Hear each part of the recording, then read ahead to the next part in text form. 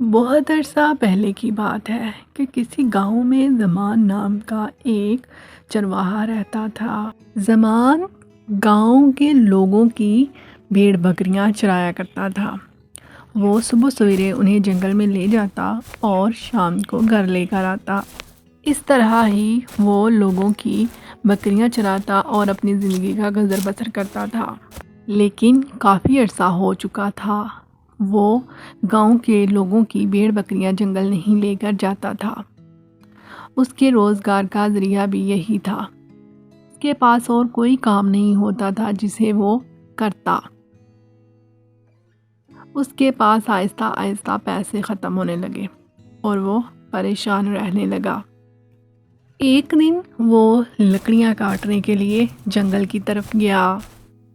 وہ جنگل میں جا کر لکڑیاں کاٹنے لگا۔ لکڑیاں کاٹتے کاٹتے اسے بھوک محسوس ہوئی۔ اس کے پاس کھانے پینے کے لیے کچھ بھی نہیں تھا۔ وہ وہیں ایک درخت کے پاس بیٹھ کر رونے لگا۔ اس درخت کے ساتھ ایک انگوروں کی بیل بھی لگی ہوئی تھی۔ اب میں کیا کروں؟ مجھے تو بھوک بھی بہت لگی ہوئی ہے۔ میرے پاس کھانے کے لیے ایک پیسہ بھی نہیں ہے۔ کیا کروں؟ میں لکڑیاں بھی کیسے کاٹوں؟ بھوک کی وجہ سے مجھ میں اتنی ہمت نہیں ہے کہ میں لکڑیاں کاٹ سکوں۔ میرے پہ یہ مشکل دن پتہ نہیں کب ختم ہوں گے۔ وہ یہ سب سوچ کر رونے لگا۔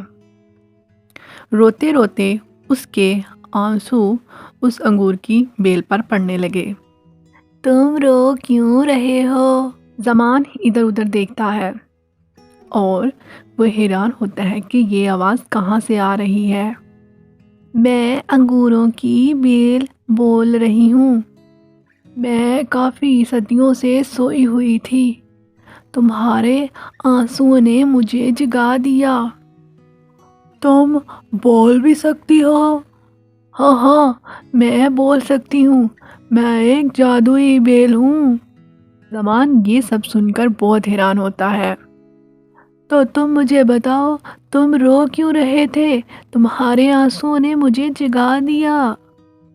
میں ایک چرواہا ہوں۔ میں پہلے لوگوں کی بھیڑ بکریاں چراتا تھا اور اب میرے پاس کوئی کام نہیں ہے۔ میں بھوکا پیاسا ہوں۔ میرے پاس کھانے پینے کے لیے بھی کوئی چیز نہیں ہے۔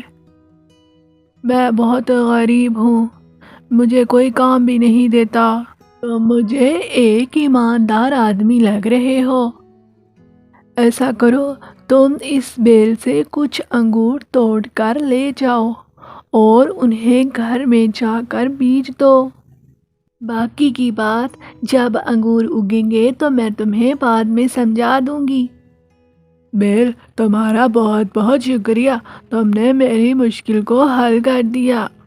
یوں زمان اس بیل سے کچھ انگور توڑتا ہے اور انگور توڑ کر انہیں گھر لے آتا ہے۔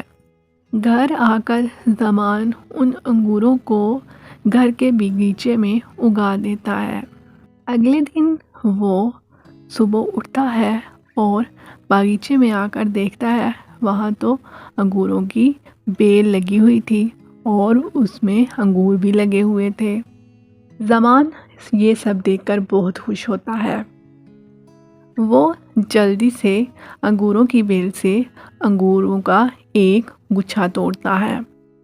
جب وہ ان کو کھانے لگتا ہے تو اس گچھے سے آواز آتی ہے، زمان میری بات غور سے سنو، تم یہ انگور کھا نہیں سکتے۔ جب یہ انگور خود پک کر نیچے گریں گے تو تم جب انہیں ہاتھ لگاؤ گے تو یہ سونے کے بن جائیں گے۔ ایسے اگر تم کھاؤ گے تو یہ تمہارے لیے نقصان دہ ہوں گے۔ اچھا، تو یہ بات ہے۔ ٹھیک ہے، میں آئندہ سے انگور نہیں توڑوں گا۔ جب یہ خود پک کر نیچے گریں گے تو میں ان کو اٹھاؤں گا۔ ایک اور بات دھیان میں رکھنا، یہ بات کسی کو بھی نہ پتہ چلے۔ ہاں ہاں ٹھیک ہے، کسی کو بھی نہیں پتہ چلے گی۔ کچھ دن انتظار کرنے کے بعد انگوروں کی بیل سے انگوروں کا ایک گچھا نیچے زمین پر گرتا ہے، جسے دیکھ کر زمان بہت خوش ہوتا ہے اور وہ جلدی جلدی سے اس انگور کے گچھے کے پاس جاتا ہے۔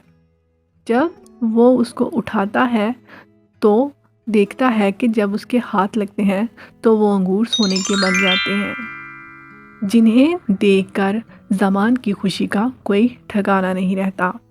زمان اس انگور کے گچھے کو لے کر بازار جاتا ہے اور بازار جا کر وہ اس کو بیچتا ہے۔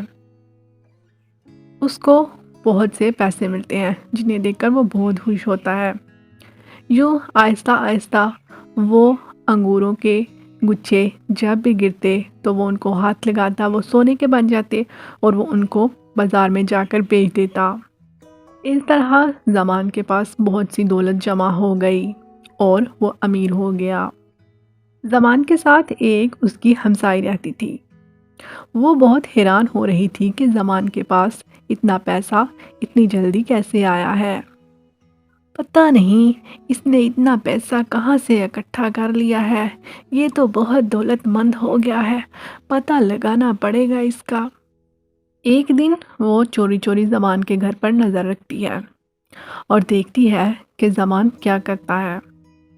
وہ دیکھتی ہے کہ اس کے انگوروں کے بیل سے انگوروں کا گچھا ایک زمین پر گرتا ہے اور جب زمان اس کو ہاتھ لگاتا ہے تو وہ سونے کی بن جاتا ہے، جسے دیکھ کر وہ ہمسائی بہت حیران ہوتی ہے۔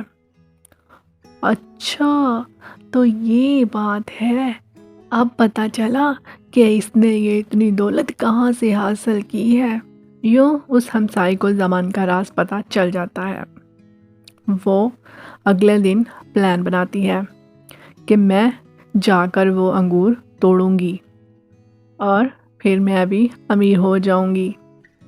ایک دن جب زمان شہر گیا ہوتا ہے تو وہ اس کے گھر میں داخل ہوتی ہے اور وہ انگوروں کی بیل کے پاس جاتی ہے۔ وہاں جا کر وہ انگور توڑنے لگتی ہے۔ جب وہ انگور توڑنے لگتی ہے تو انگوروں کی بیل اس کو جکڑ لیتی ہے۔ وہ اس کو اتنے زور سے جکڑتی ہے کہ اس کا سانس بند ہونے لگتا ہے۔ وہ مدد کے لیے پکارنے لگتی ہے لیکن کوئی بھی اس کی مدد کو نہیں آتا۔ وہ انگوروں کی بیل کو کہتی ہے، مجھے ایک دفعہ معاف کر دو، میں آئندہ سے اس گھر میں نہیں آؤں گی اور نہ ہی میں کوئی انگور توڑوں گی۔ ٹھیک ہے، میں تمہیں ایک شرط پر چھوڑوں گی، اگر دوبارہ آئندہ سے مجھے نظر آئی تو میں تمہیں جان سے مار دوں گی۔ یوں وہ ہمسائی اس سے معافی مانگتی ہے اور انگوروں کی بیل اسے چھوڑ دیتی ہے اور وہ بھاگ کر اپنے گھر چلی جاتی ہے۔ اگر آپ کو ویڈیوز اچھی لگ رہی ہوں پلیز چینل کو سبسکرائب کیجئے، بیل آئیکن کو ضرور دبائیے تاکہ ہر نئی آنے والی ویڈیو آپ کو مل سکے۔